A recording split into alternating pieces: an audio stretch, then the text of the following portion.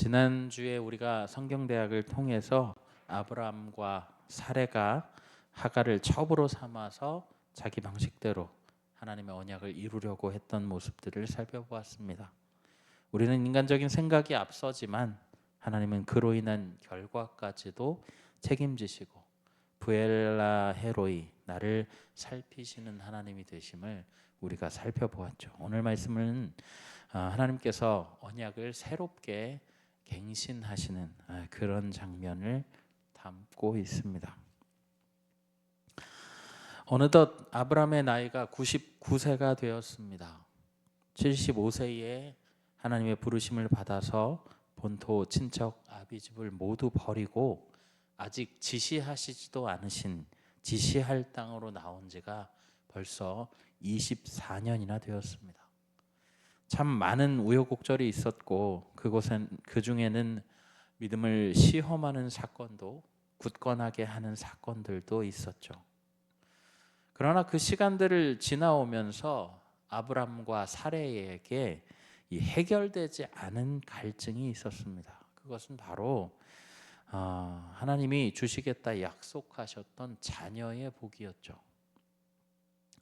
그 갈등이 끝내 출구를 잘못 찾아서 하갈을 통해서 이스마엘로 발현된 것을 우리가 보지 않았습니까?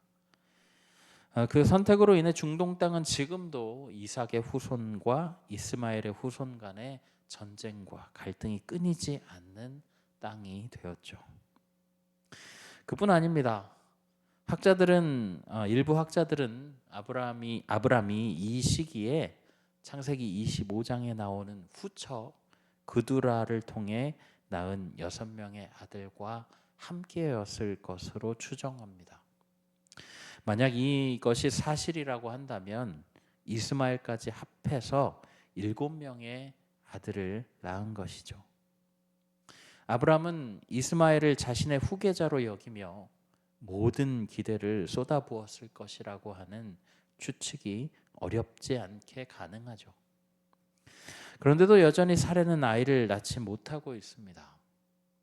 우리가 보시면 우리 앞장인 창세기 16장과 오늘 본문인 17장은 단 한 장 차이지만 그 사이에는 무려 13년의 간극이 있죠. 그러니까 여러분 한번 생각해 보십시오.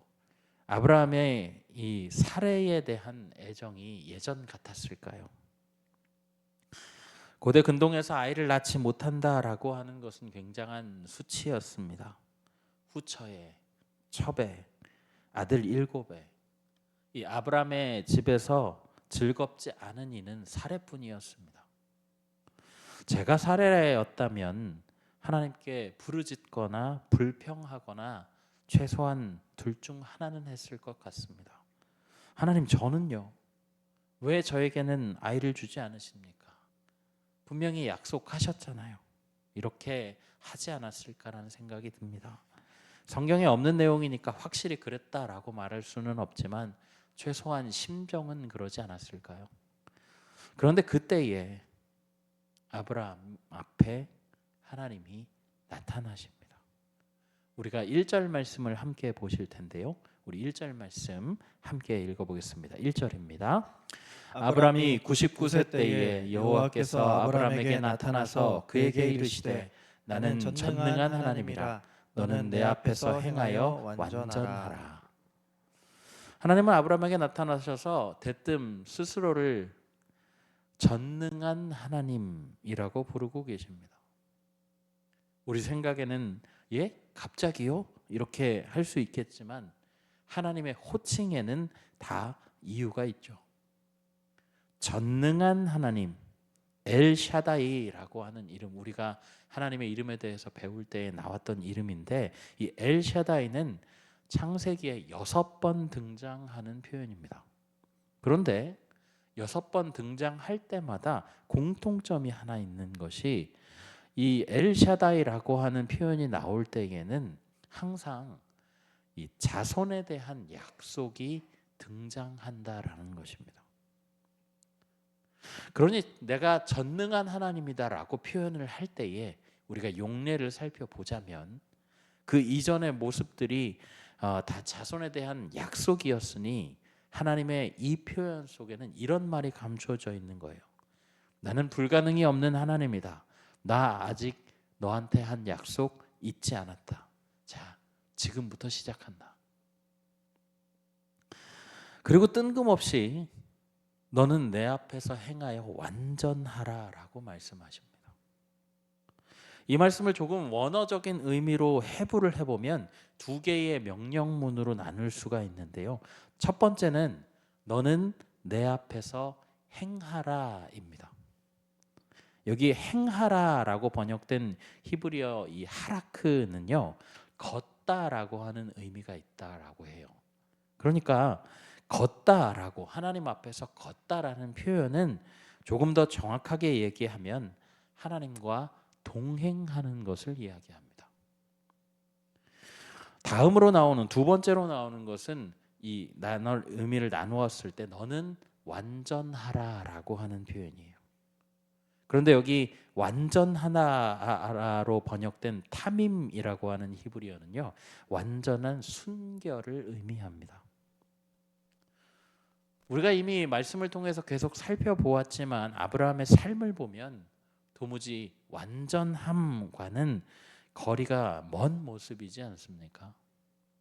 아내를 누이라고 속여서 자기 생명과 재산을 보호하려고 했던 파렴치한 사람이었고, 약속이 이루어지지 않으니 하갈을 취하여서 자기 방식대로 하나님의 말씀을 이루려던 사람이었습니다. 또 그런가 하면 갑자기 회춘하여서 아들 7을 얻어놓고도 하나님은 그렇게 하실 수가 없다라고 믿지 못하던 사람이었습니다. 여러분, 그런데 그런 아브라함에게 하나님이 완전한 순결을 요구하시는 겁니다.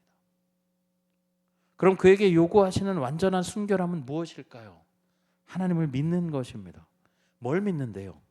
자녀를 주실 것을 믿어야죠. 하나님은 지금 자신의 전능함을 드러내시면서 믿지 못하는 아브라함을 책망함과 동시에 네가 신뢰하지 못했던 내가 약속한 일을 이제 보여줄 것이다 라고 선언하고 계시는 겁니다.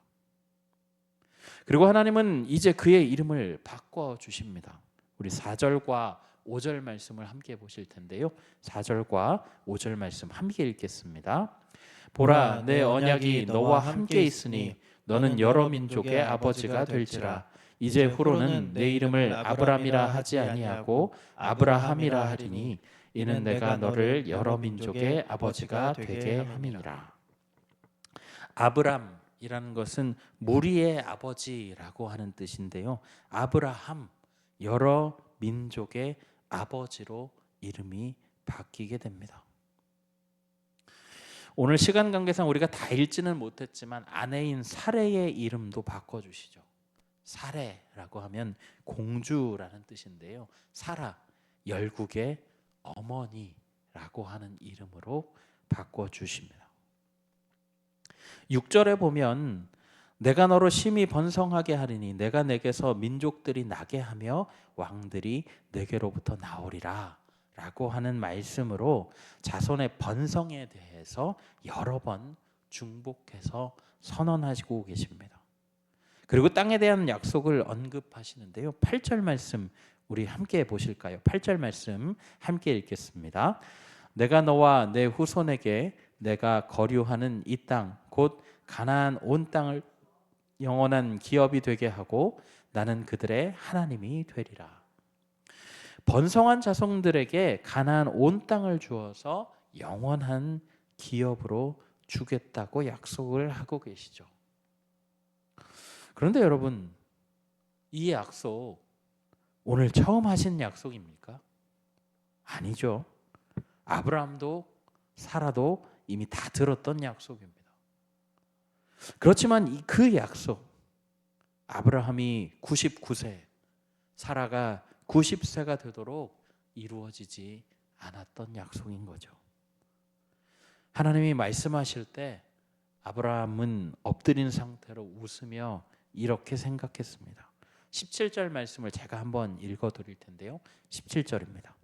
아브라함이 엎드려 웃으며 마음속으로 이르되 100세 된 사람이 어찌 자식을 낳을까? 사라는 90세니 어찌 출산하리요 하고 아브라함이 이에 하나님께 아뢰되 이스마엘이나 하나님 앞에 살기를 원하나이다. 그러실 거면 좀 빨리 주시지. 13년 전이라면 몰라도 이제는 완전히 틀린 거 아닌가? 이렇게 생각했다라는 거죠. 하나님께서 내 앞에 완전하라라고 말씀하셨는데도 불구하고 여전히 지금 그의 마음이 신뢰하는 거리가 멀다라는 것입니다. 한글 번역이 그의 마음을 굉장히 세밀하게 잘 설명하고 있는 것을 볼 수 있습니다. 이스마엘 이나라고 표현하고 있어요. 그러니까 이런 뜻인 거죠. 됐어요, 하나님. 이스마엘이 있으니까 이제 그만하십시다. 하나님에 대한 신뢰가 별로 없다라고 하는 것을 우리가 느낄 수가 있습니다. 그런데 하나님은 그런 아브라함의 삐딱함과 불신앙조차도 꾸짖지 않으시고 그의 생각을 교정해 주십니다. 말씀이 조금 길지만 우리 19절부터 21절까지의 말씀, 이 말씀을 우리 같이 한번 읽어보실까요? 19절부터 21절까지의 말씀 함께 읽겠습니다.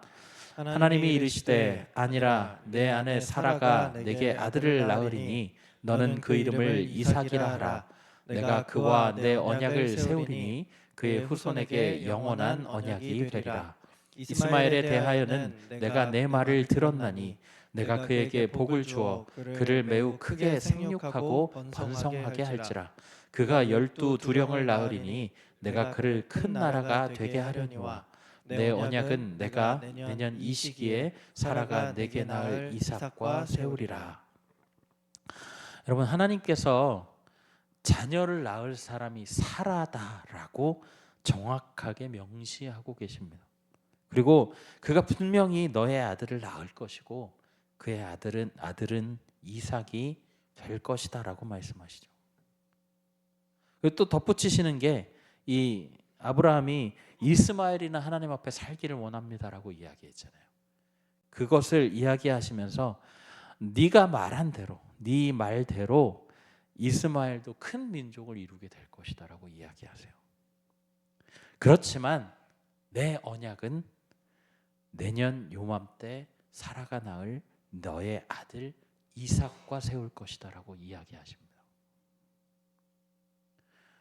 이렇게 말씀하시는 거예요. 여러분, 이삭이 무슨 뜻인지 아십니까? 이삭, 웃음이라는 뜻입니다. 웃음. 나중에 이 이삭이 태어나게 되면 평생 에피소드가 될 이름을 지어주시는 거죠. 나중에 이삭한테 아브라함이 이야기하지 않겠습니까? 네가 하도 안 생겨서 우리가 둘 다 자포자기했는데 하나님이 자꾸 내 엄마를 통해서 너를 낳는다고 하시지 않겠니? 하도 안 믿겨서 웃었는데 그때 웃었다고 글쎄 네 이름을 이삭이라고 지으셨다. 재밌지? 이렇게 이야기하지 않으시겠어요? 여러분, 하나님이요, 불신의 상징과도 같은 그 웃음을 약속 성취의 강력한 증거로 남기셨다라는 거예요. 여러분, 하나님이 이 말씀을 하실 때에 아브라함은 아마 마음이 뜨끔했을 겁니다. 아, 나의 신뢰, 나의 믿음이 이 정도밖에 되지 않는구나. 하나님이 그것도 아셨는데 저렇게 말씀하시는구나라고 느끼게 됐을 것입니다. 그리고 하나님이 중요한 한 가지 일을 지시하시는데요. 우리가 11절부터 14절까지 말씀을 보실 건데 죄송합니다. 오늘 이 분량이 굉장히 많기 때문에 뭉쳐서 좀 읽는 부분들이 있습니다. 11절부터 14절까지의 말씀 굉장히 중요한 말씀이라 우리가 함께 읽어보도록 하겠습니다. 11절부터 14절까지의 말씀 함께 보겠습니다. 너희는 포피를 베어라. 이것이 나와 너희 사이의 언약의 표징이니라. 너희의 대대로 모든 남자는 집에서 난 자나 또는 너희 자손이 아니라 이방 사람에게서 돈으로 산 자를 막론하고 난 지 8일 만에 할례를 받을 것이라. 너희 집에서 난 자든지 너희 돈으로 산 자든지 할례를 받아야 하리니 이에 내 언약이 너희 살에 있어 영원한 언약이 되려니와 할례를 받지 아니한 남자 곧 포피를 베지 아니한 자는 백성 중에서 끊어지리니 끊어지리니 그가 내 언약을 배반하였음이니라. 여러분, 그 집안의 모든 남자들이 할례를 받습니다. 이 할례라는 것은 남성들이 이 성기의 가죽을 절제하는 것을 이야기하죠. 인간의 생명 활동이 지속되는 한 정기적으로 계속되는 활동이 배설입니다. 그러니까 시시때때로 잘려나간 가죽을 보게 된다라는 것이죠. 그리고 그러면서 하나님이 우리에게 주신 그 언약을 계속해서 기억나게 한다라는 거예요. 만약 할례를 행하지 않은 자가 있다면 그는 백성 중에서 끊어지게 된다라고 말씀하는데, 이것은 언약의 테두리 밖에 있는 사람, 언약의 보호와 축복을 받지 못하는 사람이라고 말할 수 있습니다. 하나님은 할례를 통해서 사는 동안에, 살아있는 동안에 언약을 영원히 생명 활동을 멈출 때까지 기억하고 묵상하게 하셨더라는 거죠. 그리고 그것을 집안의 모든 남자들, 심지어는 태어난 지 며칠 안 된 아기에게도 하라라고 명령하십니다. 그리고 여기서 이제 돈으로 산 자라고 표현을 하는 노예들까지도 이 할례를 행하라라고 명령하시죠. 태어난 지 며칠 안 된 아기, 이것은 이 언약이 대를 이어서 성경의 표현을 빌리자면 천대에 이르도록 전해지고 기억되고 묵상하게 하라는 것이고, 산자들, 노예들까지 이것을 하라라고 하는 것은 그 주인 덕분에, 그 주인이 받은 은혜 덕분에 그 집안에 있는 사람들이 모두 이 언약의 범주 안에 들어가게 된다는 걸 상징하는 거예요.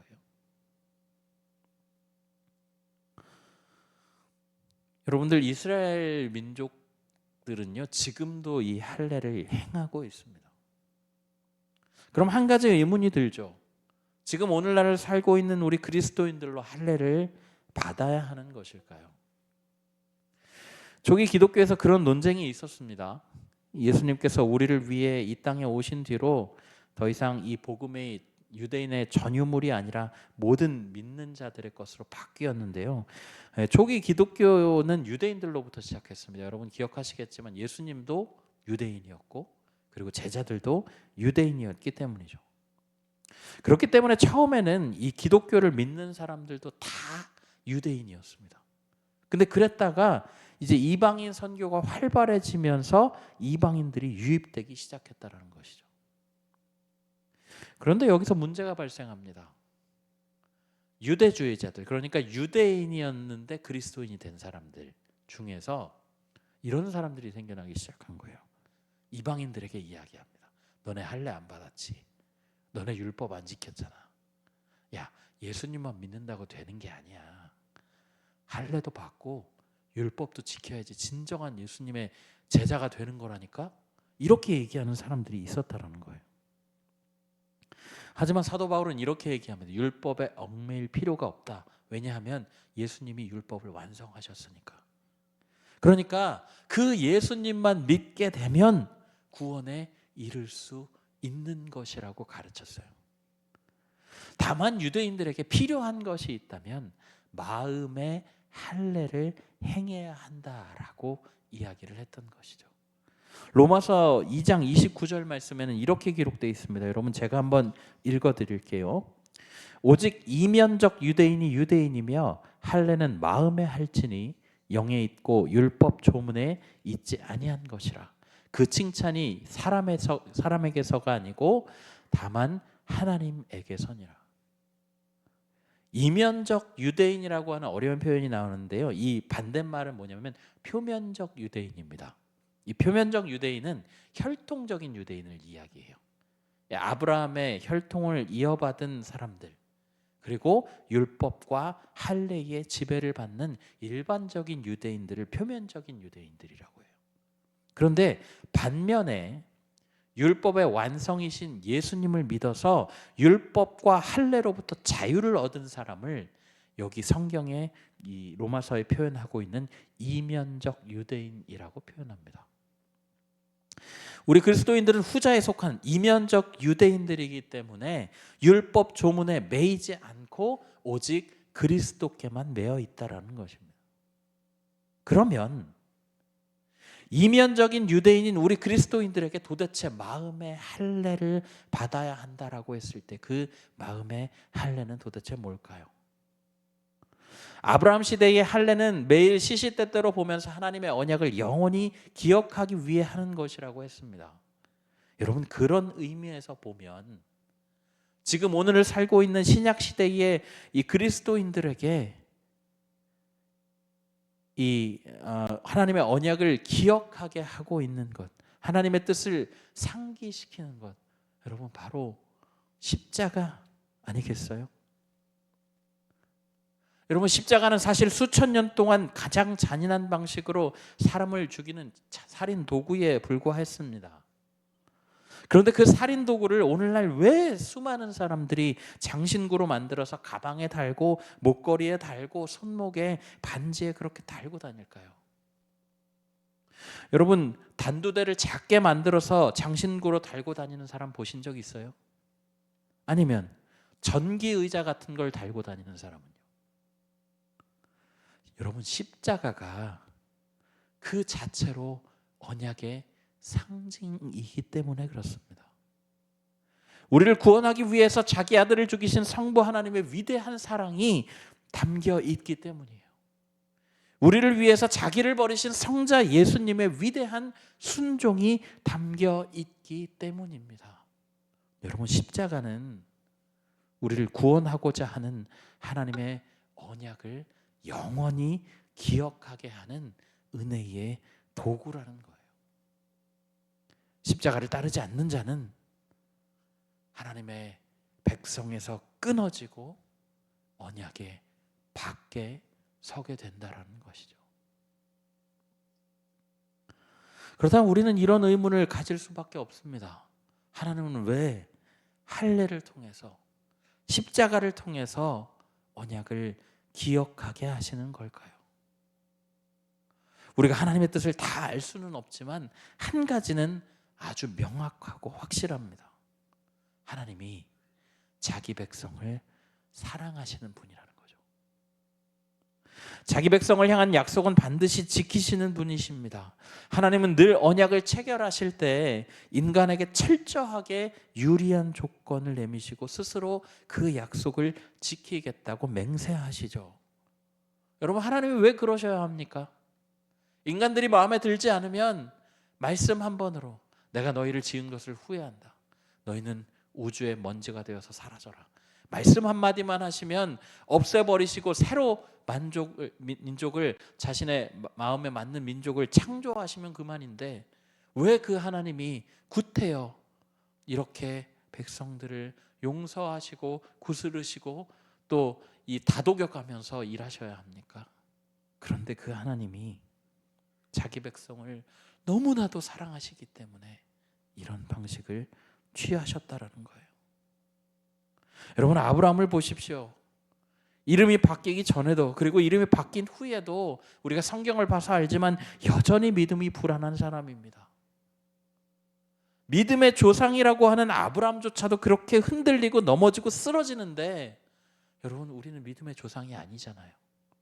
우리의 삶을 보면 이것이 현실이라는 것을 알게 됩니다. 아브라함도 그의 후손이며 나라가던 이스라엘도 이면적 할례로 영적 이스라엘인 우리도 하나님 앞에 서면 그저 믿음이 약한, 믿음이 불완전한 자들인 것이죠. 그러나 여러분, 하나님이 우리에게 주시는 음성에 귀 기울여 보십시오. 우리 1절 말씀을 다시 한번 읽어보실 텐데요. 우리 1절 말씀 함께 읽어보겠습니다. 1절입니다. 아브라함이 99세 때에 여호와께서 아브라함에게 나타나서 그에게 이르시되 나는 전능한 하나님이라 너는 내 앞에서 행하여 완전하라. 아멘. 전능하신 하나님이 우리 앞에 말씀하십니다. 내 앞에 행하여 완전하라. 그의 길을 함께 걸으라 초청하시죠. 완전한 순결을 향해 나아가라. 완전한 순결을 향해 성장하라. 완전한 순결을 향해 자라가라 명령하시는 겁니다. 사랑하는 성도 여러분, 하나님은 우리가 완전하지 못해도, 우리가 의롭지 못해도 그의 완전한 길로, 그의 의의 길로 걷기를 원하십니다. 하나님을 신뢰하는 법을 배우라고 말씀하십니다. 아브라함과 사라는 거듭되는 약속 실현의 지연 속에 지켜서 자포자기하고 하나님 말씀에 웃을 정도로 자조하고 자기 생각대로 말씀을 끼워 맞추고 계속해서 믿음에 실패합니다. 그러나 신실하신 하나님은 그분의 시간에 가장 좋은 것으로, 가장 완전한 것으로 인도하시는 분이심을 믿으시기 바랍니다. 우리 성경이 스포잖아요. 우리가 너무 잘 알고 있잖아요. 결과가 어떻게 되었습니까? 하늘의 별처럼 바다의 모래처럼 많은 백성이 아브라함과 이삭과 야곱으로부터 나오게 되고, 하나님 백성 아브라함은 하나님 백성의 조상이 되었습니다. 하나님은 그 백성의 하나님이 되시고 그들은 하나님의 백성이 되었죠. 하나님의 언약은 반드시 완벽하게 성취하시는 분이십니다. 오늘 바라기는 이 자리에 말씀을 들으러 나오신 모든 우리 성도님들이 하나님의 신실하심과 인도하심을 믿고, 너는 내 앞에 행하여 완전하라 말씀하신 하나님의 명령을 따라서 하나님과 동행하며 그 앞에서 성장하고 그를 의지하여서 오늘도 우리 앞에 주어진 이 세상 거룩하고 영광스럽게 살아가시기를 예수님의 이름으로 간절히 부탁드립니다. 아멘. 우리 시간에 말씀을 기억하면서 함께 찬양하실 텐데요. 주님은 산 같아서 우리 이 찬양 함께 찬양하며 나가겠습니다.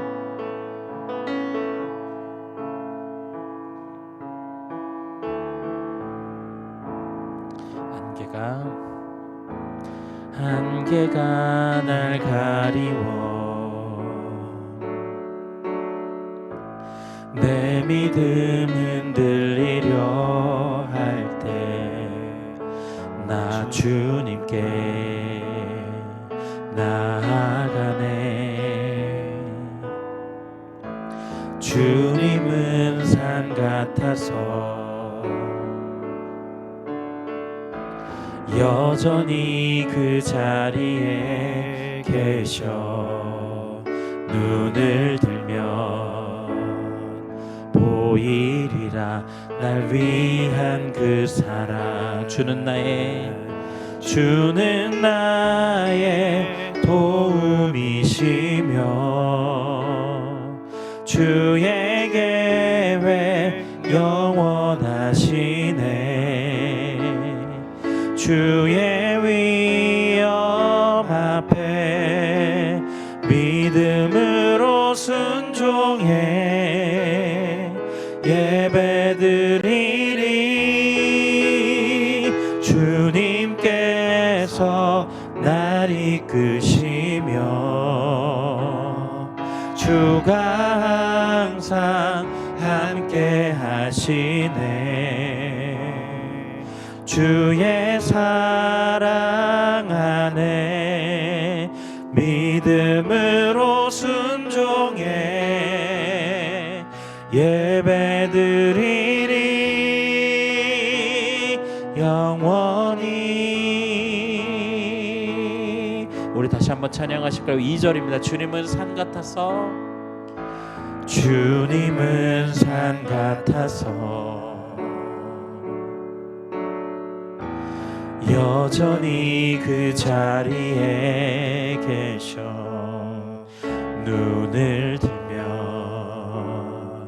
보이리라 날 위한 그 사랑. 주는 나의 도움이시며 주의 계획 영원하시네. 주의 위엄 앞에 믿음으로 순종해 예배드리니 주님께서 날 이끄시며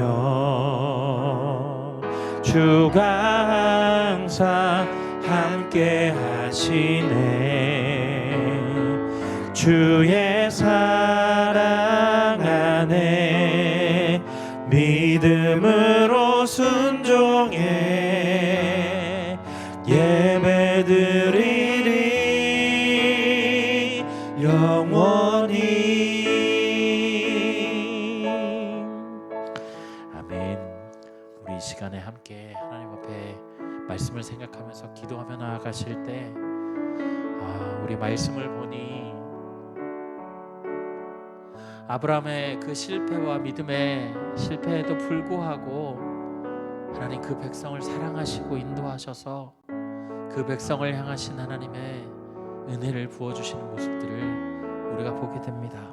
여러분, 하나님의 언약은 반드시 완벽하게 이루어집니다.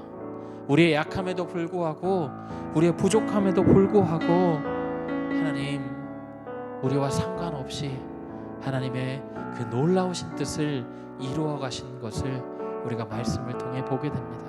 우리 함께 이렇게 기도하실까요? 하나님, 우리의 연약함과는 상관없이 하나님의 완전함으로 일하시고 우리를 향하여서 너는 내 앞에 행하여 완전하라 말씀하실 때에 하나님, 우리가 비록 부족하지만, 우리가 약하지만 하나님, 우리 하나님과 동행하며 성장하기로 결단합니다. 하나님, 우리가 그 걸음을 걸을 때에 하나님 우리와 함께 걸어주시고 우리를 붙잡아 주옵소서. 우리 시간에 함께 기도하며 나아가겠습니다. 사랑해 주님, 감사합니다. 오늘도 우리에게 말씀을 허락하여 주셔서 주님, 우리가 그 말씀을 듣고 기도할 수 있도록 도와주시니 참으로 감사합니다. 하나님, 우리의 약함과 부족함에도 불구하고, 아브라함의 약함에도 불구하고 부족함에도 불구하고 하나님을 신뢰하라 말씀하시는 하나님의 음성을 들으며 하나님, 우리의 약함을 하나님 앞에 내려놓습니다. 하나님, 우리와 상관없이 주님 일하시고, 주님 우리와 상관없이 주님의 강하심으로, 주님의 의로우심으로 일하시는 것들을 우리가 경험하기를 간절히 원합니다. 주님, 너는 내 앞에 행하여 완전하라 말씀하신 하나님의 명령을 기억하며 주님, 하나님과 동행하는 자 되게 하여 주시고 하나님 앞에서 성장하는 자 되게 하여 주시고 주님, 우리를 붙드시는 하나님의 은혜를 경험하며 주님과 함께 날마다 한 걸음 한 걸음 걸어가는 자들 되게 인도하여 주시고 주님, 우리에게 허락하신 그 십자가, 주님 그 아브라함에게 허락하신 할례를 우리가 바라봄으로 주님 매일매일 우리를 살리시고 우리에게 부어주신 그 은혜들을 기억하며 나아가는 우리 삶이 되도록 하나님 주장하시고 인도하여 주옵소서. 주님 감사합니다. 우리를 사랑하시는 하나님 아버지, 오늘 우리에게 주신 말씀을 통해서 하나님의 신실하심과 우리를 사랑하심을 다시 한번 깨닫게 하시니 참으로 감사합니다. 하나님을 신뢰하는 법을 배우라 말씀하시는 하나님, 우리의 부족함과 약함에도 불구하고 가장 정확한 때에 가장 필요한 것으로, 가장 중요한 것으로, 가장 좋은 것으로 채워주시는 하나님을 신뢰할 수 있는 우리가 되기를 간절히 원합니다.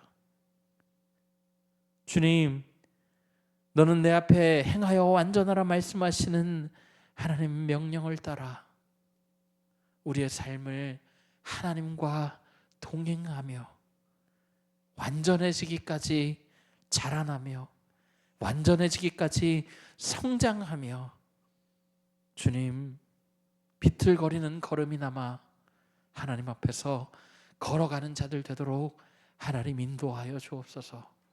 우리의 걸음을 함께 걸으시는 그 주님 앞에 우리의 약함과 부족함을 내려놓사오니 하나님 우리의 약함을 강함으로 바꾸어 주시고 아버지의 손으로 덮어주셔서 우리의 삶을 인도하시는 하나님의 손길, 우리의 삶을 주장하시는 하나님의 손길을 목도하고 경험하는 자들 되도록 하나님 우리의 삶을 주장하여 주시옵소서.